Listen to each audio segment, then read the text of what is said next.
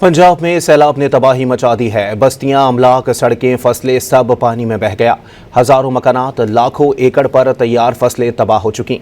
लाखों अफराद अपने हंसते बसते घरों को पानी में डूबा छोड़कर खैमों में आ गए हैं।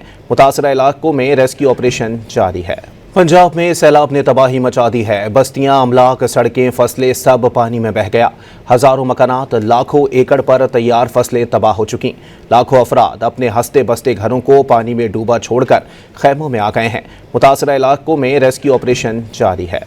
पंजाब में सैलाब ने तबाही मचा दी है। बस्तियां, अमलाक, सड़कें, फसलें सब पानी में बह गया। हजारों मकानात, लाखों एकड़ पर तैयार फसलें तबाह हो चुकी। लाखों अफराद अपने हंसते बसते घरों को पानी में डूबा छोड़कर खैमों में आ गए हैं। मुतासरा इलाकों में रेस्क्यू ऑपरेशन जारी है।